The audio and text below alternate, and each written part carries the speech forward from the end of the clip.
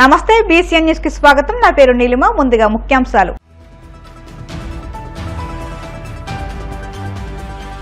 Britain మాజీ ప్రధానితో మంత్రి నారా లోకేష్ భేటీ. ప్రభుత్వ కార్యకలాపాలు, విద్యలో ఏఐ టూల్స్ వినియోగంపై ప్రధానంగా చర్చ.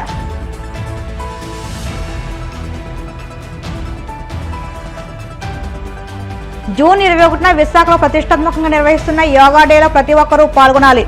పిలుపునిచ్చిన మంత్రులు డిబివి స్వామి, అనగాని సత్యప్రసాద్.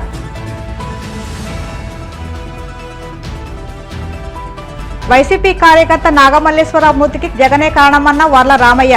వైనాట్ 170 నినాదంతో కార్యకర్త ఆత్మహత్య చేసుకున్నాడని ఆరోపణ. క్రొయేషియాలో పర్యటించిన తొలి భారత ప్రధానిగా మోదీ రికార్డు. గాయత్రి మంత్రం, సంస్కృత శ్లోకాలతో స్వాగతించిన క్రొయేషియన్లు. ఢిల్లీలో మంత్రి నారా లోకేష్ రెండో రోజు పర్యటన కొనసాగుతుంది. ఇందులో భాగంగా బ్రిటన్ మాజీ ప్రధాని Tony Blair institute for global change వ్యవస్థాపకులు టోనీ బ్లెయిర్తో మంత్రి సమావేశమయ్యారు. ప్రభుత్వ కార్యకలాపాలు, విద్యలో ఏఐ టూల్స్ వినియోగంపై ప్రధానంగా చర్చించారు. రాష్ట్రంలో అమలు చేస్తున్న నైపుణ్యాభివృద్ధి ఎజెండా, స్కిల్ సెన్సస్, దేశం వెలుపల యువతకు ఉపాధి వంటి అంశాల్లో టీబీఐ సాంకేతిక మద్దతుపై ఈ సమావేశం చర్చించారు. నైపుణ్య శిక్షణ అంశాలు, global institute of good governance స్థాపనకు సహకారంపై ఒప్పందం కుదిరింది.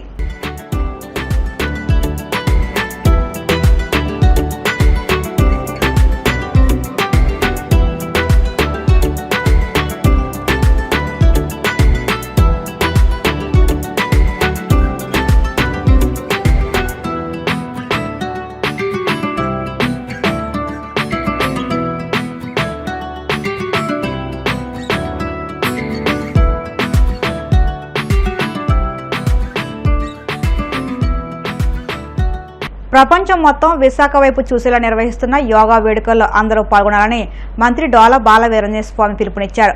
ప్రపంచ యోగా దినోత్సవానికి విశాఖలో పెద్ద ఎత్తున ఏర్పాట్లు చేస్తున్నామన్నారు. రవాణా, ఆహార సౌకర్యాలు ప్రణాళిక ప్రకారం సిద్ధం చేస్తున్నామని తెలిపారు. ట్రాఫిక్ సమస్య లేకుండా జాగ్రత్తలు తీసుకుంటున్నామని, ఎలాంటి అవాంఛనీయ ఘటనలు చోటు చేసుకోకుండా చర్యలు చేపడుతున్నట్లు వివరించారు. విశాఖ ఒక గ్లోబల్ ఈవెంట్కి వేదిక అయిందని, దేశ ప్రధాని నరేంద్ర మోడీ ముఖ్య అతిథిగా పాల్గొనున్నారని రెవెన్యూ మినిస్టర్ అనగాని సత్యప్రసాద్ తెలిపారు. యోగా డేతో విశాఖకి ప్రపంచ గుర్తింపు వస్తుందని, వెల్త్, హెల్త్, హ్యాపీ ఆంధ్రప్రదేశ్ కాన్సెప్ట్తో రాష్ట్ర ప్రభుత్వం యోగా ఆంధ్ర నిర్వహించబోతుందని వెల్లడించారు.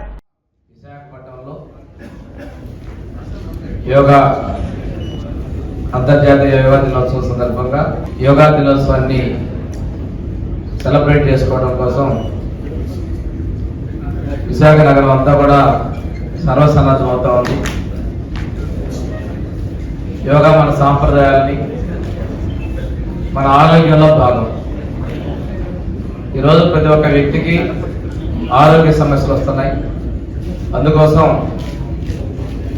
అంతర్జాతీయ యోగా దినోత్సవాన్ని ప్రధానమంత్రి గారు మోడీ గారి చొరవతో 10 సంవత్సరాలు పూర్తయింది. 11వ అంతర్జాతీయ యోగా దినోత్సవాన్ని ఆంధ్రప్రదేశ్ రాష్ట్రంలోని విశాఖ తీరంలో, సుందర విశాఖ నగరంలో జరుపుకోవాలని చెప్పేసి వారు నిశ్చయించడం, దానికి మన ప్రీతమ ముఖ్యమంత్రి గారు స్వాగతించి ఏర్పాటు చేసుకోవడం కూడా జరుగుతూ ఉంది. ఈ సందర్భంగా ప్రపంచం యావత్తు మన విశాఖ వైపు చూస్తూ ఉంది. 175 దేశాల నుంచి ప్రతినిధుల పార్టిసిపేషన్తో పాటు ప్రధానమంత్రి గారు, ముఖ్యమంత్రి గారు, ఉప ముఖ్యమంత్రి గారు అందరూ కూడా ఆర్కే బీచ్లో యోగాని చేయడం కూడా జరుగుతూ ఉంది. దీనిలో భాగంగా విశాఖపట్నంలో కాళీమాత టెంపుల్ దగ్గర నుంచి భీమిలి బీచ్ వరకు కూడాను 29.5 కిలోమీటర్ల మేర 3,26,000 మంది లక్ష్యంతో ఒకే ఒక స్టెచ్లో యోగా నిర్వహణ చేయబోతా ఉన్నాం. దాంతోపాటుగా విశాఖ నగరంలో 5 లక్షల మంది తోటి యోగాన్ని అలౌ చేయబోతా ఉన్నాం. 21వ తేదీన గౌరవ ప్రధానమంత్రి గారు వారి ప్రధానిత్వంకి 11 సంవత్సరాలు పూర్తి అవడం, ఏదైతే వారి యొక్క పెట్ బేబీ యోగా చేయడం అనేది 10 ఏళ్ళు పూర్తి చేసుకుని 11వ సంవత్సరంలో విశాఖపట్నం ఎంచుకుని, ఎందుకంటే ఈ రాష్ట్రం అంతా కూడా హెల్దీ హ్యాపీ స్టేట్ గా మార్చాలని చెప్పేసి ఎప్పుడు కూడా ఆనందమయంగా ఉండాలని చెప్పేసి గౌరవ ముఖ్యమంత్రి గారు ఎక్కువ కోరుకుంటారు. కాబట్టి ఇద్దరు కలిసి ఈ యొక్క తీర ప్రాంతం అద్భుతమైనటువంటి విశాఖపట్నం ఎంచుకోవడం నిజంగా ఒక చరిత్ర. ఇది ఒక గ్రేటెస్ట్ ఈవెంట్, గ్లోబల్ ఈవెంట్. ప్రపంచం అంతా కూడా చూస్తా ఉన్నారు.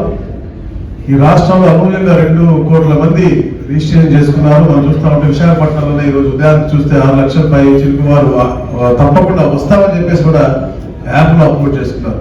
సో మీరు వచ్చే వాళ్ళందరికీ కూడా ఎలాంటి ఇబ్బందులు జరగకుండా ఉండాలని చెప్పేసి జీవో మొత్తం కూడా ఇక్కడే ఉండి వాళ్ళు వచ్చి యోగా ఏదైతే టైం చెప్పాము 6:30 to 7:30 ఈవెంట్ ఉందో ఆ ఈవెంట్ పూర్తిగా పార్టిసిపేట్ చేయడం.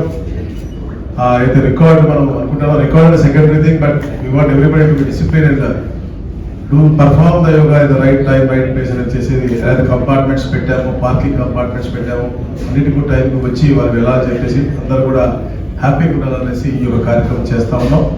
మరి ముఖ్యంగా ఏంటంటే ద్వారా మెసేజ్ ఇవ్వాలని చెప్తాను. ఎందుకంటే ఇది యోగా అనేది ఈ భారతదేశం ప్రపంచానికి ఇచ్చినటువంటి ఒక గిఫ్ట్. అలాంటి గిఫ్ట్ యొక్క ఔన్నత్యాన్ని తెలియజేయడం, అది ఇక్కడ నుంచి చేయాలనుకోవడం నిజంగా చాలా ఆనందదాయకం. మన విశాఖపట్నం వాళ్ళందరూ కూడా స్వాగతం పలకాలి. ఈ 4 జిల్లాలే కాకుండా రాష్ట్ర వ్యాప్తంగా కూడా ఆ రోజు అన్ని కేంద్రాల్లో కూడా యోగా చేస్తాము. అది ఒక గ్లోబల్ ఈవెంట్. సో మీ అందరి సహకారం పూర్తిగా ఉండాలని కూడా మేము తెలియజేసుకుంటా ఉన్నాం. వైసీపీ కార్యకర్త నాగమల్లేశ్వరరావు మృతికి మాజీ ముఖ్యమంత్రి జగన్మోహన్ రెడ్డి పరోక్షంగా కారణమని టీడీపీ సీనియర్ నేత వర్ల రామయ్య సంచలన ఆరోపణలు చేశారు.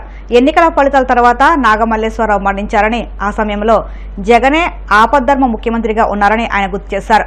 మంగళగిరి టీడీపీ కేంద్ర కార్యాలయంలో ఆయన మీడియాతో మాట్లాడుతూ వైనాట్ 175 అంటూ జగన్ పదే చేసిన నినాదం వైసీపీ కార్యకర్తల మనసుల్లో బలంగా నాటుకుపోయిందన్నారు.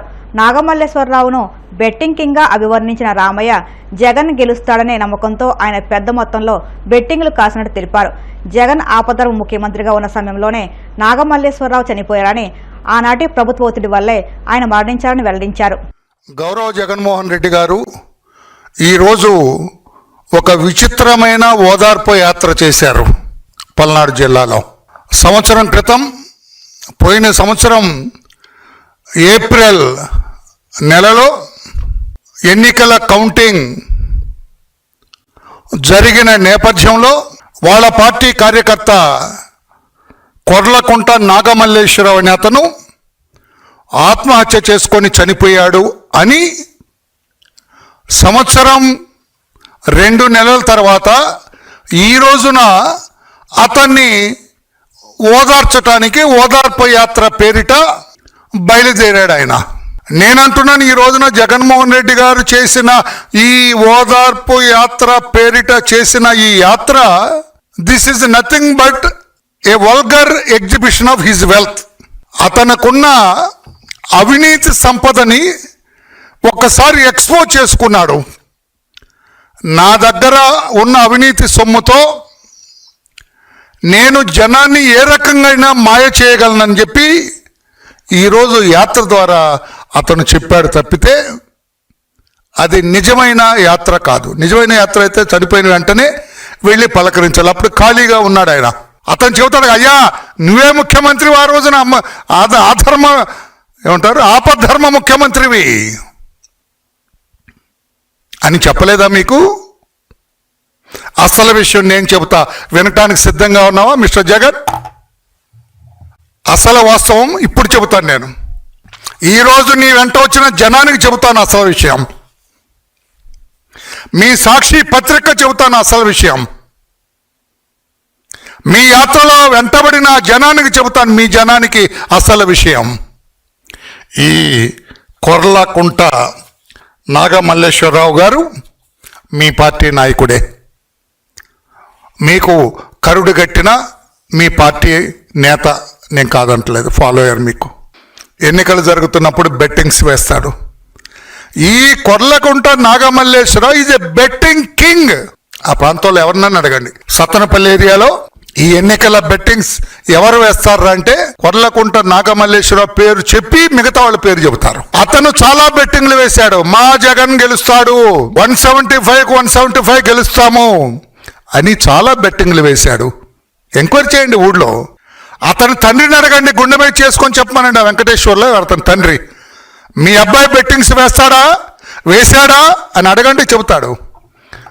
విపరీతమైన బెట్టింగ్స్ వేశాడు, చాలా బెట్టింగ్స్ వేశాడు. టీడీపీ గెలుస్తుందని, వైసీపీ గెలుస్తుందని బెట్టింగ్స్ వేశారు. ఇతను వైసీపీ గెలుస్తుందని చెప్పి చాలా పెద్ద మొత్తంలో బెట్టింగ్స్ వేశాడు. టీడీపీ గెలుస్తుందని కొంతమంది బెట్టింగ్స్. తర్వాత బయట బెట్టింగ్లు వేసుకున్న వాళ్ళు కూడా డబ్బు తెచ్చి ఇతని దగ్గర పెట్టారు. జగన్మోహన్ రెడ్డి గారు వింటున్నారా? బయట ఊళ్ళో ఆ ప్రాంతంలో బెట్టింగ్స్ వేసుకున్న వాళ్ళు కూడా ఇతను బెట్టింగ్ కింగ్ గనక ఇతని దగ్గర తెచ్చి పెట్టారు. లక్షలాది రూపాయలు తెచ్చి ఇతని దగ్గర పెట్టారు. 4వ తారీఖు ఎన్నికల ఫలితాలు వస్తాయి, గెలిచిన వాళ్ళకి ఇచ్చేయనా అని. ఆ డబ్బు కూడా ఏం చేశాడు ఈ కొర్లకుంట నాగమల్లేశ్వరరావు? జగన్మోహన్ రెడ్డి గెలుస్తాడు, వాళ్ళ పార్టీ గెలుస్తుందని ఆ డబ్బు కూడా పెట్టేశాడు. మధ్యవర్తిత్వం వహించటానికి అతని దగ్గర వచ్చిన డబ్బు, పెట్టిన డబ్బు కూడా, ఆ డబ్బు ఏం చేయాలి? గెలిచిన ఎలక్షన్ ఎన్నికల ఫలితాలు వచ్చిన వెంటనే గెలిచిన వాడికి ఇవ్వాలి. ఆ డబ్బు కూడా ధైర్యంతో వైనాట్ 175 అన్నారు కదా జగన్ గారు. మీ కార్యకర్త ఆ మాట నమ్మాడు, వాడు కొంప మునిగింది. మీ మాటలు నమ్మాడు, కొంప మునిగింది.